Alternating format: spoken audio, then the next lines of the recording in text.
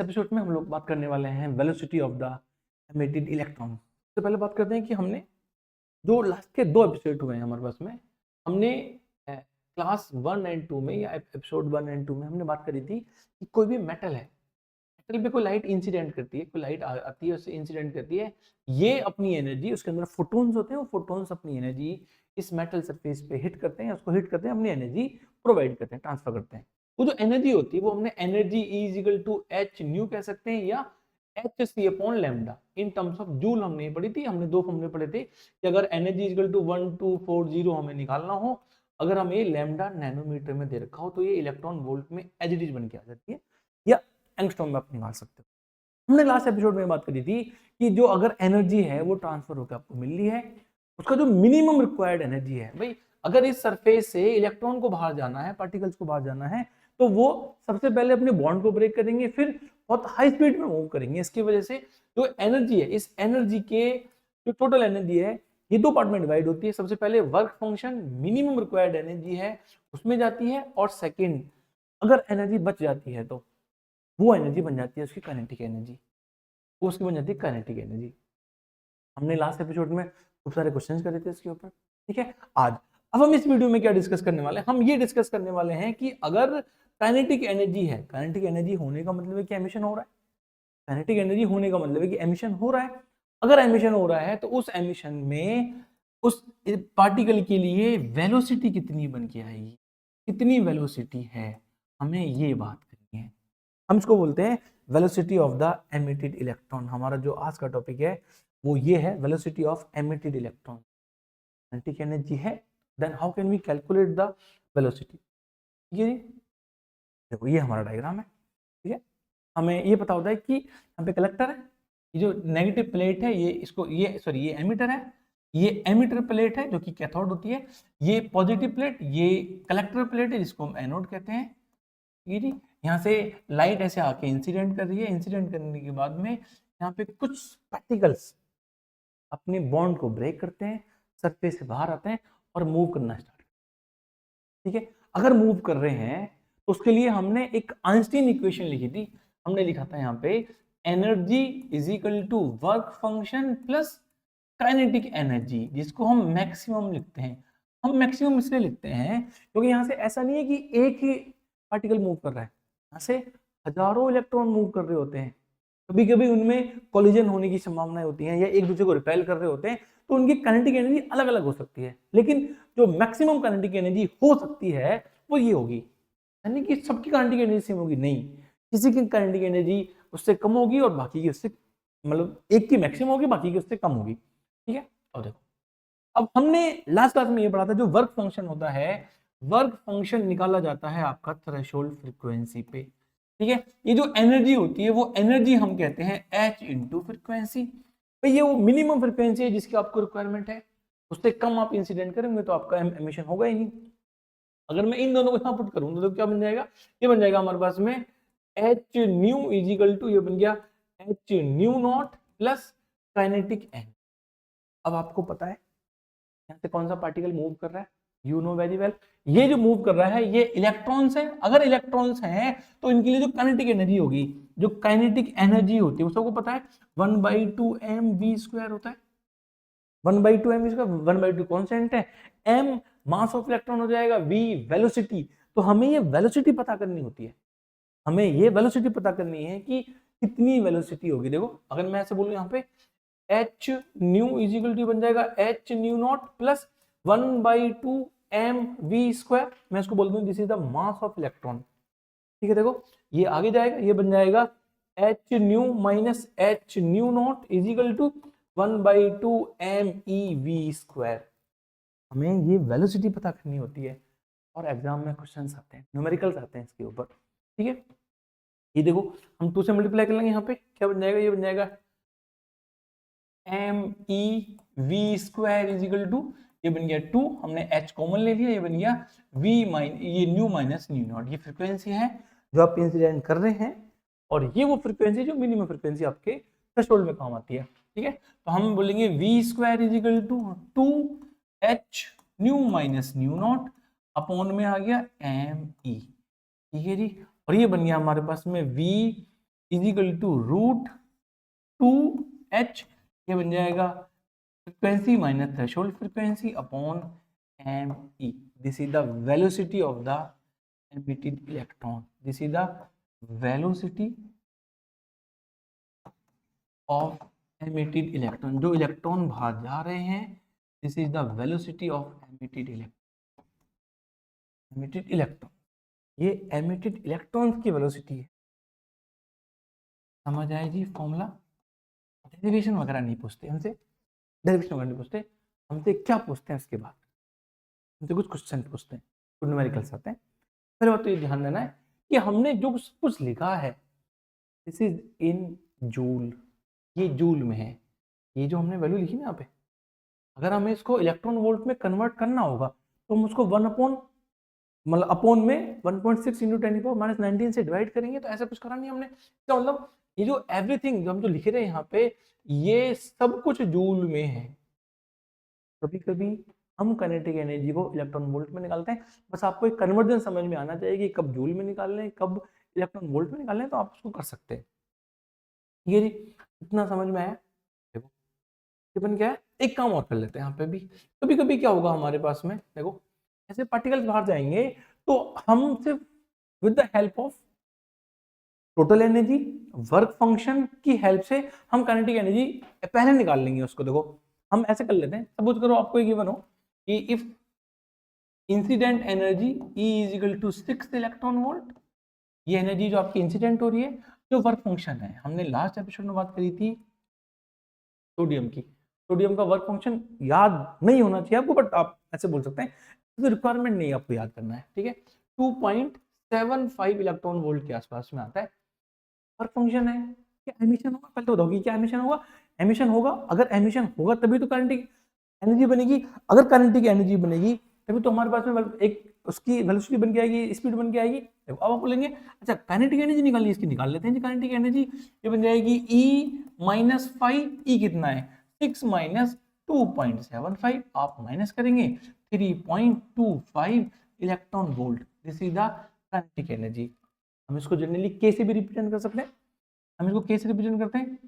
अब आप बोलेंगे अच्छा हमें काइनेटिक एनर्जी मिल गई, इस काइनेटिक एनर्जी अगर हमें गिवन है तो हम स्ट्रेट फॉरवर्ड बोल सकते हैं यदि मैं इस काइनेटिक एनर्जी को, अगर मुझे के गिवन है, के हमने निकाल लिया है, वो हम जूल में होना चाहिए, ठीक है। और इसकी वैल्यू हमारे पास में 1/2 mv² है। तो हम ये कह सकते हैं यहाँ से, अगर हमें सिर्फ काइनेटिक एनर्जी दे दी जाए तो हम स्ट्रेट फॉरवर्ड यहाँ से वेलोसिटी निकाल सकते हैं। ऐसे देखो हम बोलेंगे 1/2 mv² इज इक्वल टू के, 2 को मल्टीप्लाई करेंगे बन जाएगा mv² इज इक्वल टू, ये बन जाएगा 2k, दिस इज 2k, और हम बोलेंगे v² इज इक्वल टू बन जाएगा 2k अपॉन m, और v की वैल्यू बन जाएगी √2k upon m। This is the velocity. हमने जो पीछे लिखा था ना, वो आप देखोगे तो वो भी सेम पॉइंट था। अगर आप ध्यान देंगे तो this is also the h new minus nu not, ये भी तो काइनेटिक एनर्जी है, ठीक है। मैंने आपको इसलिए बताया है क्योंकि हमसे रेशो वाले क्वेश्चन पूछे। रेशो कैसे? देखो अगर मैं आपसे यहाँ बोलता हूँ, ये जो आपको ये समझ में है, ये velocity is equal to √2k upon m। m क्या है? मास ऑफ इलेक्ट्रॉन तो मूव करेंगे। अब सपोज करो हमारे पास दो अलग अलग मेटल्स हैं, ठीक है। हम बात कर लेते हैं कि हमारे पास दो अलग अलग मेटल्स हैं, एक मेटल नंबर 1 है, एक मेटल नंबर 1 है, और एक मेटल नंबर 2 है, मेटल 2 है। हमसे पूछते हैं find out the ratio for the speed और वेलोसिटी ऑफ द मेटल। मैं आपको एक क्वेश्चन दिखाता हूँ, is the NEET question. Question आपको दे रखा है कि दो फोटॉन्स की एनर्जी है 1 इलेक्ट्रॉन वोल्ट, 2.5 इलेक्ट्रॉन वोल्ट। आपके लिए वर्क फंक्शन ये है, ठीक है। अब आपको बताना है कि आपके लिए कितनी कितनी रेशो बन के आएगा स्पीड्स का, या कितना वेलोसिटी का रेशो बन के आएगा, ये बताना होता है भाई। अगर हमारे पास दो अलग अलग मेटल्स हैं तो देखो उन दोनों अलग अलग मेटल्स के लिए आप काइनेटिक एनर्जी K1 कह सकते हैं, यहाँ पे K2 कह सकते हैं। दो मेटल्स हैं, एक मेटल के लिए काइनेटिक एनर्जी 1 है, एक मेटल के लिए काइनेटिक एनर्जी 2 है। इसका मतलब इसकी जो स्पीड है, जो वेलोसिटी, वो v1 होगी, इसकी स्पीड या वेलोसिटी v2 होगी। तो हमसे जनरली पूछते हैं कि आप v1 अपॉन v2 का रेशियो फाइंड आउट करिए, क्या होगा, ये पूछा जाता है। ये केस नंबर 1 है हमारे लिए, ठीक है, ये केस नंबर 1 मान लेते हैं हम। This is case number 1। हमें दे रखा है कि दो अलग अलग मेटल्स हैं, दोनों अलग अलग मेटल्स हैं, दोनों अलग अलग मेटल्स के लिए अलग अलग वर्क फंक्शन होगा, अलग अलग वर्क फंक्शन होगा, तो दोनों की काइनेटिक एनर्जी भी अलग अलग बन के आ सकती है। अगर काइनेटिक एनर्जी अलग अलग बन के आएगी तो मतलब वेलोसिटी भी अलग अलग होगी। तो अब हमें ये नहीं करना कि पहले मैं इसके लिए v1 निकालूं, इसके लिए v2 निकालूं, नहीं, कोई फायदा नहीं है। देखो, हमें इस फॉर्मूले को यहां रख सकते हैं। तो क्या बन के आने वाला है यहाँ पे, ये बन के आएगा, अगर मैं v1 की बात करूं, देखो v1 के लिए मैं इसलिए कह रहा हूं आपसे क्योंकि जो मास है ना, ये मास तो दोनों के लिए सेम है, क्योंकि पार्टिकल केवल और केवल इलेक्ट्रॉन मूव कर रहे हैं, ठीक है। देखो, इस v1 की वैल्यू बनेगी वहां से √2k1 अपॉन me। ये समझना है आपको, मुझे वेलोसिटी 1 निकालनी है, इसका मतलब काइनेटिक एनर्जी 1 में इसका ये फॉर्मूला बन गया, अपॉन में इस वेलोसिटी 2 के लिए काइनेटिक एनर्जी 2 बनाएंगे। देखो, तो ये बन जाएगा हमारे पास में √2k2 अपॉन me। आप यहाँ देखेंगे me से me कट जाएगा, 2 से 2 कट जाएगा, क्या बचेगा, सिर्फ आपके पास में ये बचा है यहाँ पे √k1 अपॉन √k2। इसका मतलब ये हुआ कि velocity 1 upon velocity 2 is equal to √k1 upon k2 हो सकता है। अब आपको ये अलग अलग फाइंड आउट नहीं करने हैं, बस आपको वर्क फंक्शन की हेल्प से सीधा काइनेटिक एनर्जी निकालनी है, और आपको कन्वर्ट भी नहीं करने। अगर दोनों की यूनिट सेम है, अगर दोनों इलेक्ट्रॉन वोल्ट में तो दोनों को ईवी में पुट कर लो, दोनों जूल में तो दोनों को जूल में पुट कर लो, हमें तो रेशियो बताना है। रेशियो तो यूनिट लेस होता है। समझ आया ये? नहीं समझ आया सर? समझ आया? एक बार और देखेंगे। हमने यहाँ पे ये बात करी है कि कोई मेटल 1 है, मेटल 1 के लिए अगर काइनेटिक एनर्जी 1 बन के आ रही है, ठीक है, तो उसके लिए वेलोसिटी v1 बन के आएगी। अगर मेटल 2 है, उसके लिए काइनेटिक एनर्जी 2 बन के आ रही है, तो उसके लिए वेलोसिटी v2 बन के आएगी। हमसे दोनों का रेशियो पूछते हैं।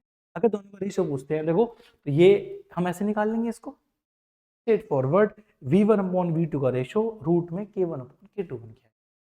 ठीक है जी। अब एक बात और कर लेते हैं, ये केस नंबर 1 हो गया। हम केस नंबर 2 की बात करते हैं कि अगर हमारे पास में एक सेम मेटल है, एक ही मेटल है, एक सेम मेटल है, सेम मेटल के लिए आपको ऐसे बोला जा रहा है कि आप यहाँ पे एनर्जी 1 इंसिडेंट कर रहे हैं। आप एनर्जी 1 हो सकता है 10 ईवी हो, 18 ईवी हो, या मतलब अलग एनर्जी है। आप यहाँ पे सेकंड में, सेकंड केस में आप सेकंड एनर्जी इंसिडेंट कर रहे हैं। यहाँ पे अब सेम मेटल है तो वर्क फंक्शन सेम होगा। देखो, इसके लिए फाई और इसके लिए फाई, दोनों के लिए सेम बन के आएगा। अगर दोनों का वर्क फंक्शन सेम है, दोनों की इंसिडेंट एनर्जी अलग अलग डिफरेंट है, तो इसके लिए काइनेटिक एनर्जी k1 मान लेते हैं, इसके लिए काइनेटिक एनर्जी k2 मान लेते हैं। भाई, आप इस E1 मतलब E1 में से फाई को माइनस करेंगे तो k1 मिल जाएगा, आप E2 में से फाई को माइनस करेंगे तो आपको k2 मिल जाएगा। इसका मतलब दोनों काइनेटिक एनर्जी अलग अलग हुई। अब आपसे बोलते हैं कि अगर इस केस में इलेक्ट्रॉन मूव करते हैं तो उनकी वेलोसिटी v1 है, इस केस में इलेक्ट्रॉन मूव करेंगे तो उसकी वेलोसिटी v2 है। अब आपको ये बताना है कि दोनों की मैक्सिमम वेलोसिटीज का क्या रेशो होगा, तो हम बोलेंगे वही बन के आ जाएगा v1 upon v2 is equal to √k1 upon k2। This is the ratio. ये रेशो बन के आएगा आपके पास में। ये समझ आया जी आपको? आसान है, कर सकते हैं इसको हम, ठीक है। और कभी आपसे ये भी बोल सकते हैं कि v प्रोपोर्शनल टू √k होता है। अगर हमसे किसी एमसीक्यू में पूछते हैं, अगर हमें वेलोसिटी बतानी है तो रूट प्रोपोर्शनल में काइनेटिक एनर्जी बन गया। समझ आया? एक दो न्यूमेरिकल देखते हैं फिर बात करते हैं। देखो, चलो पहले इसी का न्यूमेरिकल कर लेते हैं एक बार। आप यहाँ देखो, बोर्ड का क्वेश्चन है, सीबीएसई का 24 का 1 मार्क का क्वेश्चन। देखो, हमें दे रखा है यहाँ पे कि दो बीम्स हैं A and B whose photon energy are 3.3 and 11.3 respectively, ठीक है, और metallic surface work function this. मतलब एक ही मेटल है, एक मेटल है, मेटल तो सेम है, और मेटल का जो वर्क फंक्शन कितना है वो 2.3 है, 2.3 इलेक्ट्रॉन वोल्ट है। अगर आप एनर्जी 1 निकालते हैं, आप एनर्जी 1 निकालेंगे, एनर्जी 1 आप 3.3 इलेक्ट्रॉन वोल्ट प्रोवाइड कर रहे हैं। सबसे पहले चेक करना है एमिशन होगा कि नहीं होगा। 3.3 2.3 से ज्यादा है, एमिशन होगा। अब कितनी एक्स्ट्रा है, 1 एक्स्ट्रा है, हम बोलेंगे 3.3 इसमें से माइनस कर देंगे तो हमारे पास में काइनेटिक एनर्जी 1 बन के आ जाएगी। E1 minus 5 is equal to 3.3 minus 2.3 value बन जाएगी 1 इलेक्ट्रॉन वोल्ट, 1 इलेक्ट्रॉन वोल्ट। ये समझना है, और वैसे भी इतनी करने की रिक्वायरमेंट नहीं होती है। आपको दिख रहा है 3.3 है, 2.3 है, 1 एक्स्ट्रा है, काइनेटिक एनर्जी बन गई 1 इलेक्ट्रॉन वोल्ट पहले केस में। सेकंड केस में देखो, सेकंड केस में आपको दे रखा है कि आपका इसमें जो एनर्जी है E2 एनर्जी है वो 11.3 है, 11.3 इलेक्ट्रॉन वोल्ट है। आपके लिए कितनी काइनेटिक एनर्जी बनेगी भाई, आप 11.3 में से वर्क फंक्शन निकाल दो तभी तो आपका मूव करेगा। वो कितना बन के आएगा, ये बन के आएगा 9 इलेक्ट्रॉन वोल्ट। अब आपसे बोला गया है on the ratio of maximum speed of electrons due to a beam A and beam B। ये beam A है और ये beam B है। beam B अगर जिसकी काइनेटिक एनर्जी ज्यादा के लिए स्पीड ज्यादा होगी, ठीक है जी। अभी हमने लिखा था V1 upon V2 is equal to root K1 upon K2। अब हमें यहाँ पे इनको कन्वर्ट नहीं करना पड़ेगा, दोनों की सेम यूनिट है, आप इसमें कट जाएगी। देखो क्या वैल्यू बन के आई, वैल्यू बन के आएगी रूट 1 अपॉन 9 और वैल्यू बनेगी V1 upon V2 is equal to 1 upon 3। This will be your answer. Option number C सही होगा। आप बताएंगे मुझे कि क्या आपको समझ में आया? नहीं आया सर, समझ में नहीं आया। समझ आया आंसर? ऐसे करते हैं इसको हम, ठीक है। एक क्वेश्चन और देख लेते हैं। ये नीट का क्वेश्चन है, ये क्वेश्चन नीट में पूछा गया। जैसे नीट क्वेश्चन देखो एक बार, हमें दे रखा है यहाँ पे कि two radiations of photons energies 1 electron volt and 2.5 electron volt. दो रेडिएशन दे रखे हैं आपको, ठीक है। एंड किसी एक मेटल पे सरफेस पे हिट कर रहे हैं जिसका वर्क फंक्शन 0.5। आपसे पूछा गया है the ratio of the maximum speed of the emitted electrons.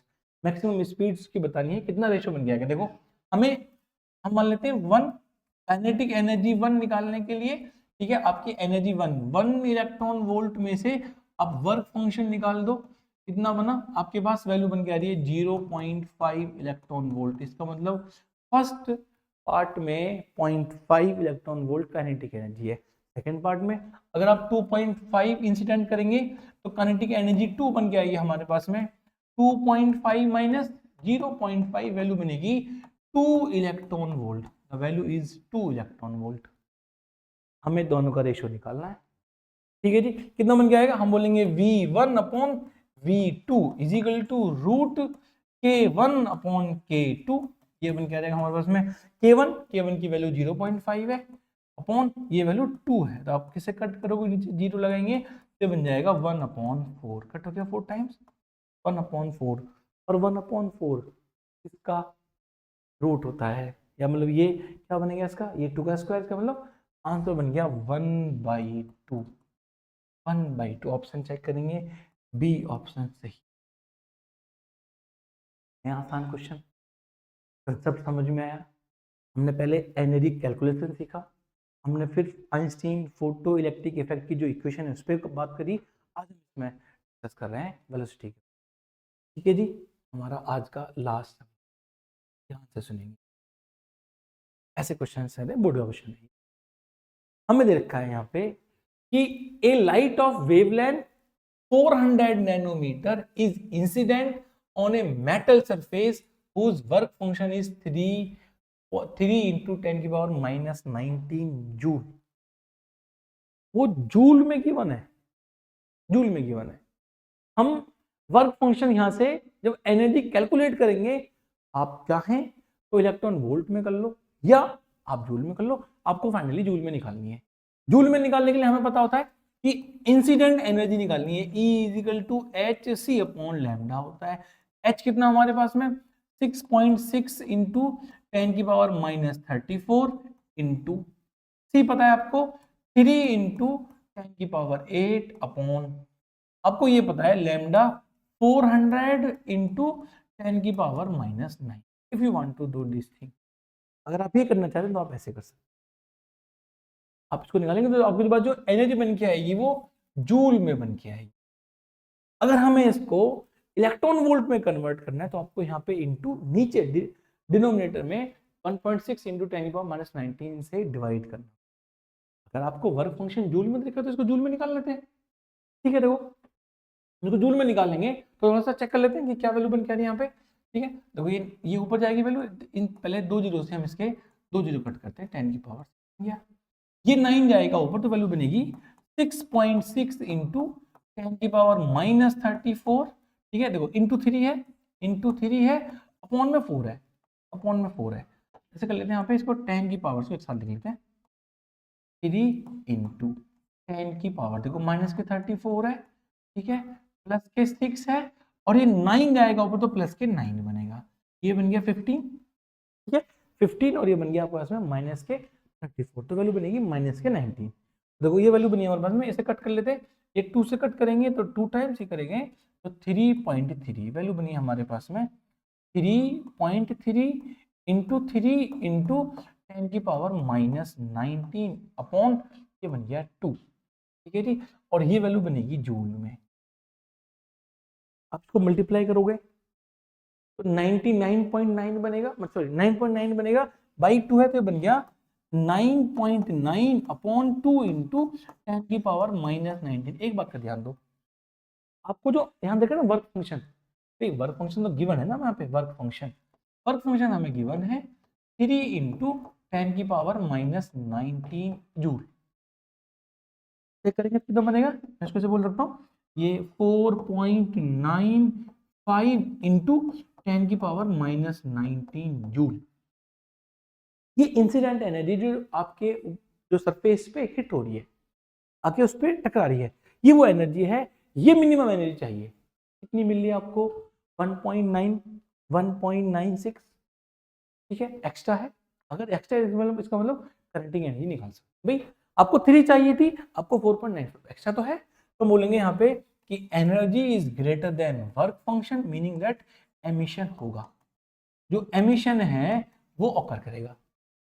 अगर एमिशन ऑकर करेगा, काइनेटिक एनर्जी निकालना है यहाँ पे, हम बोलेंगे जो काइनेटिक एनर्जी बन के आएगी वो क्या बन के आएगा हमारे पास में, हम इस एनर्जी में से वर्क फंक्शन माइनस कर देते हैं, तो ये बन गया हमारे पास में 4.95 इंटू 10⁻⁻19 में से हम माइनस कर देंगे ये वैल्यू, तो आपको स्ट्रेट फॉरवर्ड काइनेटिक एनर्जी मिल जाएगी। ये बन गया 3 इंटू 10⁻⁻19, वैल्यू बनी 1.95 into 10⁻⁻19 joule. This is kinetic energy. अब आपको बतानी है स्पीड कितनी है। काइनेटिक एनर्जी मिल गई आपको, फॉर्मूला पता है आपको, देखो हमें पता है formula, kinetic energy is equal to 1/2 mv², में 2 की मल्टीप्लाई करूंगा बन जाएगा v² is equal to 2k upon m, हम बोलेंगे v is equal to root 2k upon m। आप वेलोसिटी निकाल सकते हैं, मैं पुट कर लूं वैल्यू, बनेगा 2 इंटू के की वैल्यू कितनी है 1.95 इंटू 10⁻⁻19 अपॉन मास कितना होता है इलेक्ट्रॉन का 9.1, वैल्यू पुट करेंगे 9.1 इंटू 10⁻⁻31 kg। अब यहाँ पे एक अप्रोक्सीमेशन जो मैं जनरली बच्चों को सिखाता हूं वो समझना है, मैं बताता हूँ इसका एग्जैक्ट आंसर कितना है। अगर आप इसको सॉल्व करोगे, सॉल्व कैसे करोगे, आप पहले 2 इंटू 1.95 करोगे, 9.1 से डिवाइड करोगे, तो जो एग्जैक्ट आंसर बन के आएगा इसका, मतलब एग्जैक्ट तो नहीं कह सकते, फिर भी हमें अप्रोक्सीमेट करना पड़ेगा। ये कब कर रहे हैं, आप पहले इन दोनों को मल्टीप्लाई करोगे फिर 9.1 से डिवाइड करोगे। ठीक है, आपका जो आंसर बन के आएगा वो बन के आएगा ऑलमोस्ट 6.6 इंटू 10⁵ मीटर पर सेकेंड बन के आएगा। तो आपको इसके बाद ये आंसर ही तो लिखना है बस, और तो बीच में कोई स्टेप दिखाना नहीं कि आपका मल्टीप्लाई, तो फिर भी आप रफ पेज पे करोगे जाके ना। Listen carefully. अगर मैं आपको एक थोड़ा सा जुगाड़ बताऊं, जुगाड़ कह सकते हो, अप्रोक्सीमेशन कह सकते हो आप इसको, जैसे मैं जनरली बच्चों को क्लास में यूज कराता हूँ, ठीक है, कि हम कुछ अप्रोक्स करते हैं, हम देखते हैं कि अप्रोक्स करके क्या फायदा होगा। ये जो सारा काम है आपको ये रफ पे करना है, ये रफ पे करना है, ठीक है जी। तो नहीं है भाई, हमें तो फिर भी आंसर करना फाइनली आ गया भाई, तो नहीं है। इसको मैं फिर से यहाँ लिखता हूँ, देखो ये वेलोसिटी, हमें वेलोसिटी निकालनी है, ये बनेगा हमारे पास में 2 इंटू 1.95 इंटू 10⁻⁻19 अपॉन, ये बनेगा 9.1 इंटू 10⁻⁻30। सबसे पहले ना पावर्स को आप खत्म करो, ये पावर अगर ऊपर जाएगी तो 10 की पावर ऊपर 19 है, ये 10 की पावर माइनस के 19 है, प्लस के 31 करेंगे तो 10 की पावर 12 बन जाएगा, और रूट में है तो ये बाहर आके 10 की पावर 6 बनेगा। तो मैं ऐसे बोल सकता हूँ velocity is equal to root, it is 2 into 1.95 upon 9.1, ठीक है जी। इनटू में हमारे पास में बन के आ गया, यहाँ पे इनटू में बन के आ गया 10 की पावर, ये बन गया 6 मीटर पर सेकंड। नाउ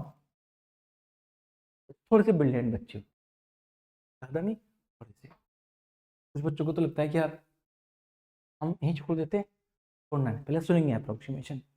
अगर सपोज करो मैं इस 1.95 को 2 मान लूं, 1.95 ऑलमोस्ट 2 के बराबर है, अगर हम इसको 2 मान लूं तो देखो क्या बना, मैं इसको कहूंगा वेलोसिटी अप्रोक्सीमेट।